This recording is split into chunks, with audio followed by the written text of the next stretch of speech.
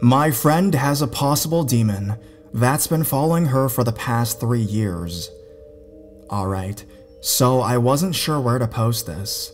Since this is the only place I remotely know, I thought I could write it here. About 3 years ago, my friend Kai was living on her own after moving out of her parents' house at 23. When I used to go visit her, she would always tell me about how her neighbors would always fight, and how she would always hear them arguing and drinking at late hours of the morning and night. They had a kid, and seemed like they were into drugs. They lived at the apartment right next to her. Finally, one day they moved out. My friend came home from work and noticed writing on her neighbor's door, and a red-orange type dust lining the outside of the door and the window. The door had 666, and that pentacle star and other various writings. She didn't want to see any of that every time she left the house, so she got some cleaning supplies and began to clean the mess they left on the door, along with the red dust. We hadn't heard from her in days, so naturally me and our best friend went to go visit her.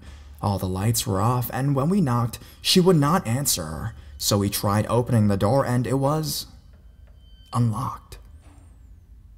When we opened it and turned on her light, she was laying in her couch with her eyes open awake. She began to tell us the whole story of her neighbors and what she did, and how she felt depressed and like someone was talking to her and that when she tried to get up, it would not let her.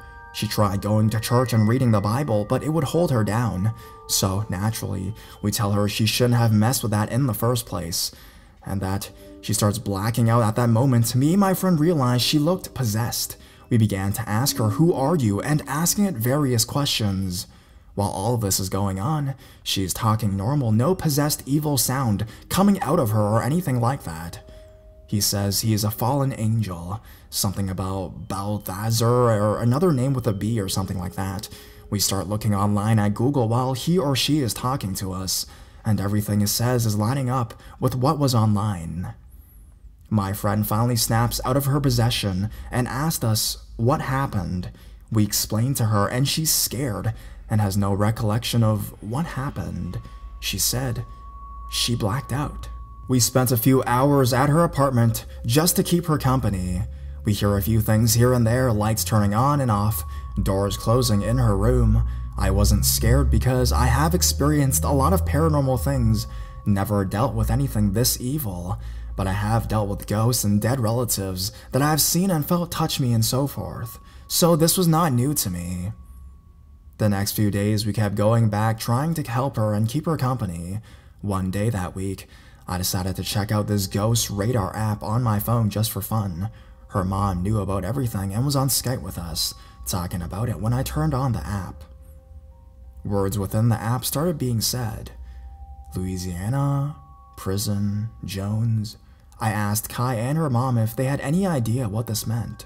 Her mom freaked out and said it was her ex-husband, Kai's biological father, where he was located in jail in Louisiana. His last name was Jones.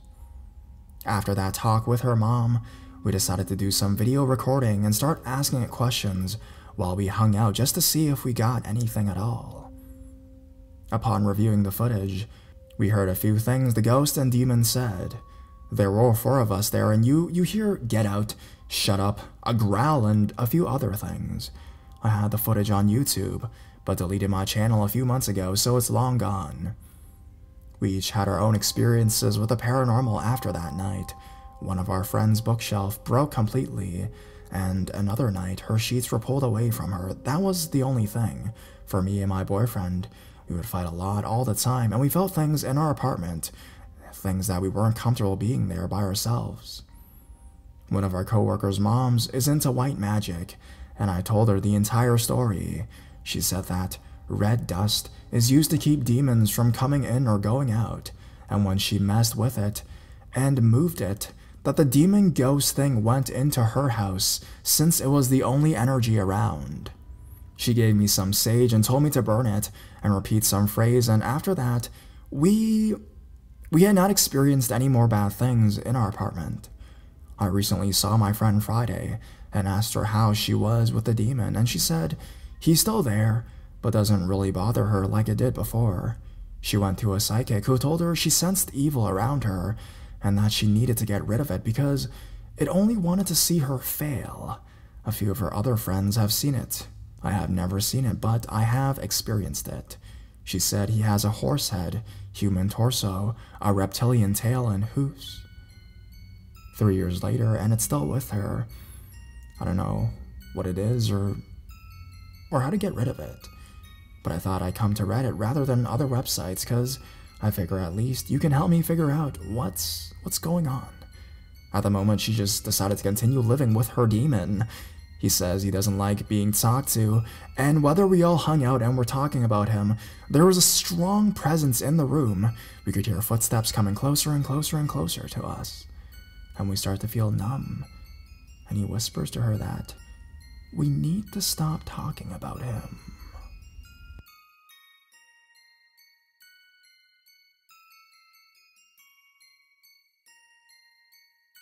The Creature of 242. When I was younger, a few friends and I spent the night alone at their house here in Conroe, Texas. Their house was about a mile or two away from the San Jacinto River. While we were there, we realized that we didn't buy any food for dinner, but it was no big deal because one of them knew how to hunt. So, we go out into the woods to catch something, each of us holding a weapon of some sort, and we come across a creature hunkered over in the woods. At first thought, I'm like boar, so we get ready to kill it. I was kind of freaked out already. Then suddenly it opened its eyes, glowing red, and stood up on its back legs. The thing must have been at least 8 feet tall and had very thin, very long limbs. You couldn't see much of the thing in the shadows, but I saw that his body was not symmetrical, just like random protrusions here and there from its skin. Anyways, we freak out and we run away. I think even now, 5 years later, I might have done the same. As we are running, we come across this vast open field that is covered with some kind of nest all over the place. We were unsure what it was, but then hundreds of those red eyes appeared in a circle all around the field, just behind the tree line. Something I still don't understand is that they never attacked, just made noises and looked at us curiously.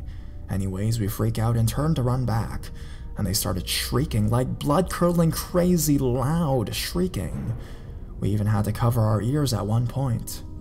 So, we run away, the shrieking still going on in the distance. And we run, we can see a couple of eyes slowly moving towards us, but just watching, not threatening. That did not matter, I was terrified. I kept running. We get out of the woods. We're a little ways from their house, but nearby is a street light, right next to the wood's edge. And one came out into the light. Solid black, with a little gray here and there. It looked like an exoskeletal structure on top of its bones, and no distinguishable face, just a large mouth and those glowing eyes. It looked at us, shrieked, dropped back to all fours, and scuttled back into the woods. Now, 14-year-old me blew this off as my imagination or adrenaline or something. But just last week I found that, about 2 or 3 miles upstream, right behind the neighborhood that my fiancé lives in, there is a witching ground known to the locals as a meeting place for witches and even a sacrifice ground. They call it the Devil's Playground, but there is literally no information on it online. Like one post on Reddit talks about the place and the creatures, and a few people commented saying they've seen it too, but there's still like no information on it. I did some digging and learned that even back when the natives owned all this land, the river was known as an enchanted river, and throughout the years many witch, monster, demon sightings have been made all around the area, along with many hauntings and the like. I was just wondering if anyone has experienced anything like this, or seen any strange creatures like this, or if maybe you have some information on skinwalkers or something like that.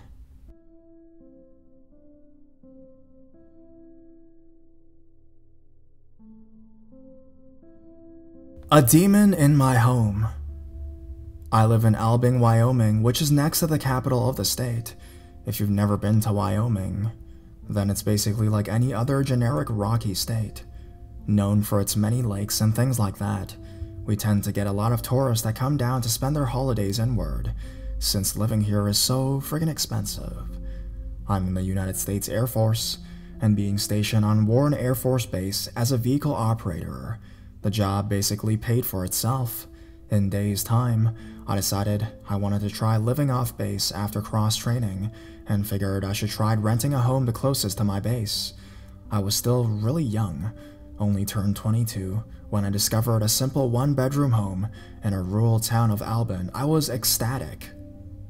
Being from Oklahoma and growing up in a rural district myself, I was a big fan of it. This town, however, was really small. You can walk a couple blocks and you'd be at the end of the town in a matter of minutes. So I would actually jog around the town every time in the morning when I first moved. It was 2014, and I just moved off base and into the house after getting clearance and getting a rather well deal on the home, which was only $250 a month.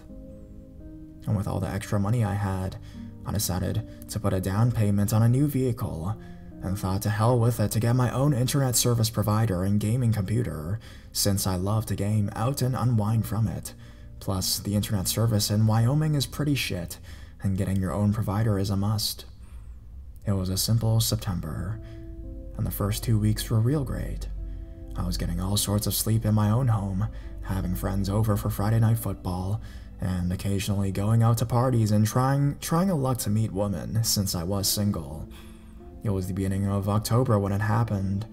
The early night after getting off work, all I wanted to do was just go to sleep. So I lazily brushed my teeth, and within a few minutes I was already in bed. I laid for a solid 3 minutes at least before dozing off. During that time, I had probably the worst dream I would ever experience in my lifetime. Remembering only vivid parts about it, it was something hovering over my bed and something giving the most disgusted look.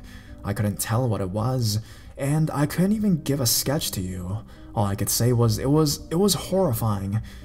Those few minutes, since all it did was just hover over me and gave me a very faint whisper, which I don't know what it was saying. I woke up in a very heated sweat and was extremely exhausted from that point. I looked around the room and it was pitch black. Figuring it was a nightmare, I checked the clock to see it was reading 0350 hours, so it was real early in the time. I figured I might as well get up and take a walk around the town, since I wasn't working today, and I could not fall back asleep. I got up, put my clothes on. With it being kinda chilly outside, I took the time to go walking around the town. I'm a paranoid guy. I have always been, so of course I carried my handgun when I'm out. I went for my walk, and after a few hours of clearing my head, I felt fine, and started making my trail back with it being sunrise soon. When I got back to my house, I found the front door wide open. I will admit, when I know that I locked my door when I left and came back to find it open, I was shit scared. I felt my heart drop to my stomach, and I know I was pale. I checked the sign of the house to see if any of the back gates were disturbed, to no avail, and I returned my attention back forward to my home, where I then unholstered my handgun and began a forward advance step a buddy of mine in OSI taught me. I entered my home with the gun at the ready, keeping it trained all around, but not shutting the door behind me, fearing that the intruder may hear me before I find him. As careful as I can, and as slow as I went, I searched every single room from top to bottom, to find my whole home empty and everything undisturbed. I kept repeating the chain of events when I left the house, trying to find some excuse or a way to think that I may have left my door unlocked or left it open, but I specifically remember putting my key in my bolt lock and twisting it. I knew this, because I even kept the key on my person, knowing that I would use it to unlock the door again. I didn't know what to make of it, and decided that I will change locks out of the front door by the end of the week. A couple of days later, it was around late as always. But since I didn't have to show up at my early hours and got much sleep before arriving, I felt real well and thought about playing me some Red Orchestra too, the nerd I am, right? When I got home, the one thing that stood out immediately as I walked back inside was how hot it was. It was a chilly 38 degrees outside, and my entire house felt like it was around in the 80s. I couldn't believe how hot it was, and I thought I may have left the heater on. I went to check on it, but I found that it was reading 83 Fahrenheit. I figured I would leave my home tolerable with it being cold. but the heater wasn't the best, and it would only heat up to 75 on a really good day. A fireplace inside was what I used to warm up my home. I couldn't believe it still, which was almost like a shock factor, so I figured that maybe the heater had a good boost and finally started kicking it to gear, and in time, since a snowstorm was preparing to hit eventually, I turned the temperature down and made my way into my bedroom, settling down and basically starting my night of unwinding. All was well in those couple of hours, only when the sudden loud bang of something hitting against my wall on the other side of the room caused me to jump and focus all of my attention. I hesitated and just sat there for around 2 minutes, my breath almost very heavy, as I started to feel myself grow pale once again. I didn't know how to react, and once again, I thought, intruder. I reached for my pistol, which I always kept it at close proximity, and slowly angled it around my room. At that moment, I wished real hard it was an intruder, cause instead it was nothing. But what I found was a large hole against my wall, and my snow globe onto the floor cracked, and the bottom platform of it dented. I quickly searched the rest of my home to find it empty as always, and I started contemplating on what it could have been, looking around and continuing to think. I then started to get really nervous when I thought of my dream from before. I thought of it a couple times, but at the time when it came to my mind, it caused me to grow real uneasy. I walked back into my room to find my computer monitor turned off. I thought at first it was possibly the computer going to sleep mode, but that faded when I found the back of VGA cord unplugged and laying on the floor. I plugged it back in and settled onto my computer chair, gun at the ready on my desk, while I started to look off ahead outside my doorway and into the living room. I got the feeling of someone looking back at me, and it was definitely not a good feeling at all. I had the feeling of someone looking at me with very malicious intent, an extreme notion to harm, but I didn't know what.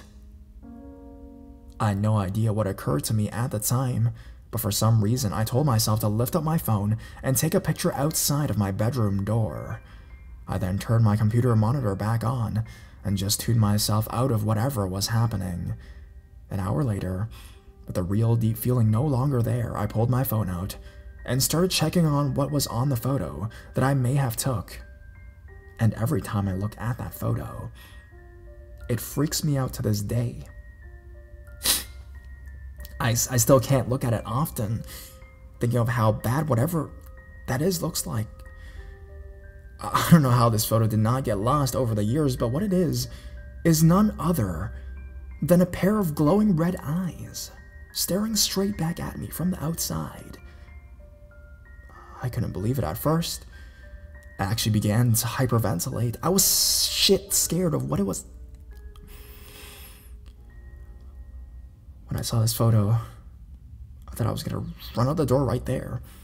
This was the most bizarre thing I've ever seen, and I kept looking at it to see if it was real, and after a few minutes of deciding, okay, I just went ahead and shut my door, locked it from my side, and slept with my television and lights on. The next day, I got up and went to work as normal. Nothing happened in the weeks to follow until December 4th. During that time, I was already planning on moving back on base after a few more incidences occurred, mainly seeing things out of the corner of my eyes, hearing knocking, sounds of footsteps, and all sorts of other things. I asked the property manager if he knew anything about this, and he went on about saying he had no idea. That night, though, on December, would be my last night staying in that home.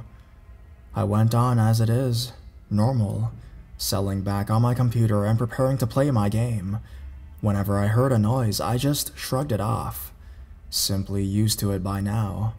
At first, a few light taps were occurring and it didn't bother me. Only when the light taps turned into a loud slam, when it finally caused me to jump and just stare outside my door. At that moment, I was hesitant to get up, listening to the silence, when I finally started to slowly stand to my feet and grab my handgun as always. I walked around the room looking off to find my kitchen empty, and nothing around, but my light to my bathroom that I always leave on was off.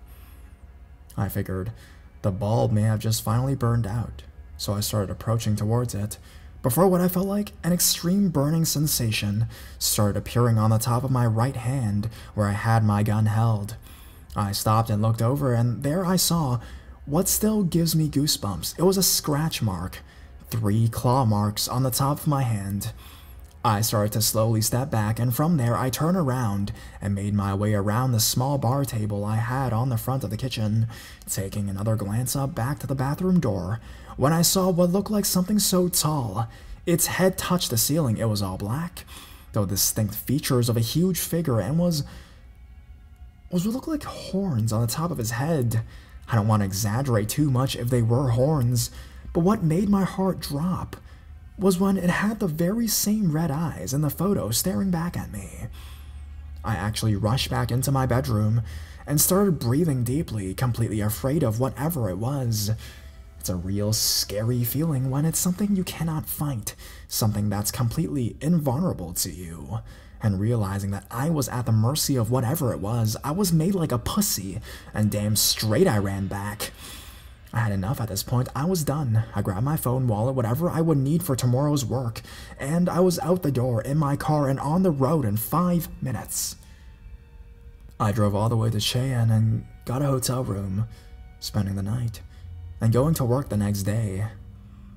By this point, I was fully done with that house, and I outright refused to even set foot back inside. I stayed with a friend until my contract cleared through, and my service got me back in the barracks. I didn't go back to that house for another couple of days after that, finally getting the confidence when my friend said he would come along with me to get my things. I told him I was moving since the house was breaking down, so I wouldn't scare him while I collected my things. I did it in the daytime and was all wrapped up and finished in an hour and a half with no experiences. Only after we were on the road and heading back to base, when I told him everything, and I felt bad for making him go inside, since he started freaking out with him being scared of ghosts more than I. Today, I'm stationed in Germany and about to go under a school for tactical air control party while serving as a telecommunication operator, successfully cross-training. I have a girlfriend and living in a decent-sized flat that thankfully is not haunted. I'm doing really well for myself now at the age of 24, preparing to re-enlist soon. I want to document this with it still fresh in my mind, and I still talk about it from time to time. Though after all of what's happened, I can surely say that my house in Albin was one of the most scariest incidences that's happened to me. My friend told me the owner of the house recently passed, and the house caught on fire and burned to the ground, so it is no longer there. I don't know. I don't want to know why or how. I'm just glad that I don't ever have to live with it still up and think of the fact that anyone has to go through what I did. Just want to focus on my own thing right now and let it drift away in my past.